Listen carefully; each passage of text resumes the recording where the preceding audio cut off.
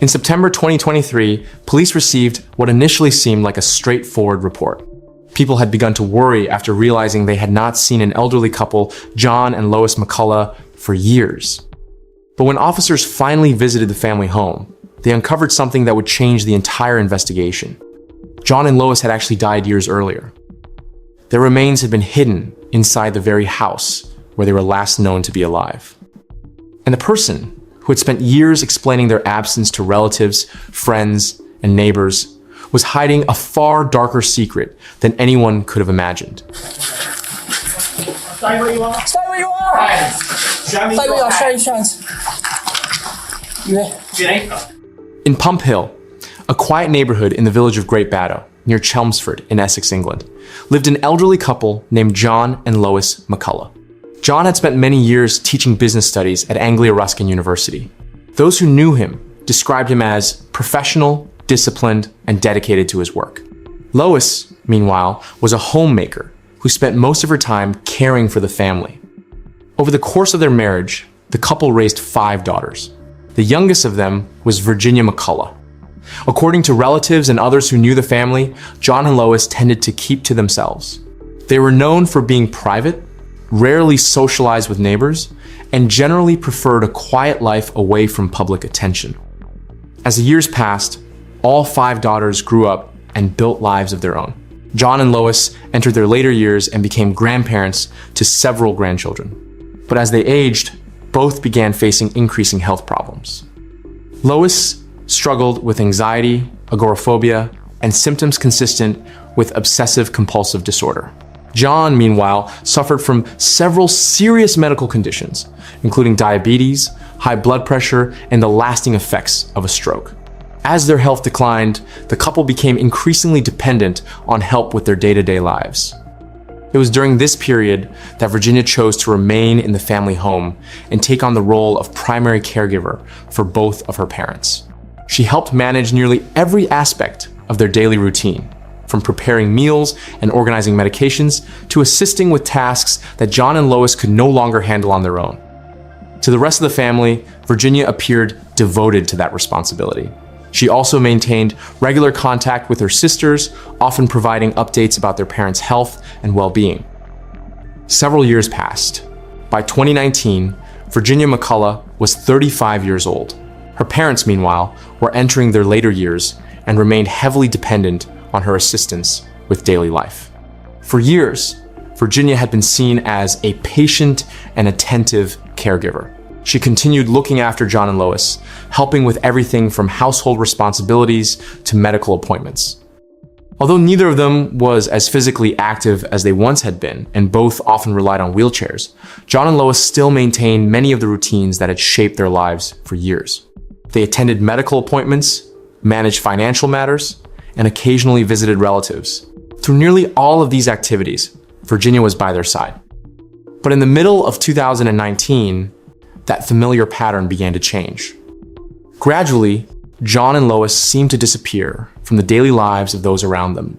They were no longer seen attending the activities they had once taken part in. Regular visits stopped, and contact with the outside world became increasingly limited. As people began asking about the elderly couple, various explanations emerged. Some were told that John and Lois were temporarily staying elsewhere. Others were informed that declining health had led them to withdraw from public life and live more quietly. The explanations sounded reasonable. After all, Virginia had long been the person closest to her parents and the one most familiar with their circumstances. Because of that, few people questioned the stories they were being told. As time passed, the couple's absence gradually came to seem normal. Life around the McCullough family continued as usual. But without anyone realizing it, the mystery surrounding John and Lois's whereabouts had only just begun. As the years passed, John and Lois's prolonged absence began raising concerns among the people who knew them. In September 2023, the doctor who had treated the elderly couple for many years contacted authorities to express his concerns. He explained that it had been a long time since he had seen or spoken with either of his patients. The situation felt unusual. Both John and Lois had a history of serious health problems and had spent years undergoing regular medical monitoring. Given their conditions, It was difficult to imagine either of them suddenly disappearing from all medical contact without any clear explanation. The doctor also revealed that he had received no updates, consultations, or direct communication from John and Lois for several years. Similar concerns were beginning to emerge among relatives. Although family members occasionally received information about the couple, none of them had actually seen John or Lois in person. Some relatives realized that years had passed since they had last spoken with either of them by phone or through a video call. Neighbors had noticed something similar. Many could not remember the last time they had seen the elderly couple leave the house. Some assumed that John and Lois's health had deteriorated to the point where they preferred to spend most of their time indoors. But as more questions surfaced, clear answers became increasingly difficult to find. For authorities, the circumstances were beginning to raise serious concerns about the well-being of John and Lois McCullough. In an effort to confirm that the couple was safe, police eventually decided to visit the McCullough family home in Great Baddow. On the 15th of September, 2023, police arrived at the McCullough family home in Great Baddow to carry out a welfare check and gather more information about the whereabouts of John and Lois McCullough. Upon arriving, officers attempted to make contact with the occupants and assess the situation inside the property. Before long, they came face to face with Virginia McCullough. For investigators, the encounter offered a chance to finally answer questions that had remained unresolved for years. At first, the visit appeared routine, but within minutes, the situation took a dramatic turn. While speaking with officers, Virginia suddenly revealed information that left them stunned. She told police that both of her parents were dead. Even more shocking was what she said next. According to Virginia, their remains were still inside the house. She stated that John McCullough's body was located downstairs, while Lois McCullough's body was being kept upstairs. So where will we find your mum? Well, possible. Where will we find your mum? Okay, so upstairs there were about 5 wardrobes. Yep. It's behind the bed at the back next to the sink. That's the second one. The admission immediately changed the course of the investigation. For years, relatives, neighbors, and medical professionals had simply been trying to determine what had happened to the elderly couple. Now, for the first time, they had an answer they never expected to receive. Virginia was taken into custody for further questioning. Meanwhile, officers began a thorough search of the property. What they discovered inside was far more disturbing than anyone had anticipated. In a downstairs room, investigators found the remains of John McCullough. His body had been concealed within a makeshift tomb-like structure constructed from concrete blocks and covered with blankets. Upstairs, they located the remains of Lois McCullough. Her body had been hidden inside a wardrobe and obscured by various items that appeared to have been deliberately placed there to conceal it. After years of uncertainty, the fate of John and Lois McCullough had finally been revealed. But one crucial question still remained. What had really happened inside that house? In the days following the discovery of John and Lois McCullough's remains, investigators began piecing together what had actually taken place inside the family home. Forensic examinations revealed that neither victim had died of natural causes. In Lois's case, investigators found evidence that she had been subjected to violence before her death. Further examination identified injuries consistent with blunt force trauma, as well as stab wounds that caused fatal injuries. Those findings matched the account Virginia would later provide to police. During interviews with investigators, Virginia admitted that she had killed both of her parents. She also directed officers to several items connected to the crime, including a hammer that had been stored inside a box beneath the staircase. But as the investigation continued, police became focused on more than just how John and Lois had died. They also began uncovering what Virginia had done in the years that followed. According to her statements, financial problems had played a significant role in her actions. Investigators discovered that Virginia had accumulated more than 60,000 pounds in credit card debt under her parents' names, equivalent to roughly $80,000 in US currency. To conceal the situation, she spent years engaging in deception and document fraud. After the deaths of John and Lois, those deceptions only grew more elaborate. Investigators found that Virginia continued creating explanations for her parents' absence, offering different stories to relatives, friends, and anyone who attempted to contact them. Police also uncovered evidence that she had disguised herself as her mother and visited a bank to access accounts and financial services connected to Lois. By doing so, she was able to maintain control over financial matters that should no longer have been accessible. For years, very few people realized what was actually happening. While relatives believed John and Lois were still alive, Virginia continued living in the same house and carrying on with her daily routine. At the same time, she continued receiving and using funds linked to her parents. Investigators found that she had claimed more than £21,000 in pension payments belonging to John and Lois, equivalent to roughly $28,000. Police also discovered that a number of family assets had been sold after the deaths of both victims. Those assets were estimated to be worth approximately £149,000, or about $200,000. Piece by piece, investigators began to realize that this case was about far more than murder alone. For more than 4 years, Virginia had also maintained an extensive web of lies that allowed the secret to remain hidden from relatives, friends, and the people around her.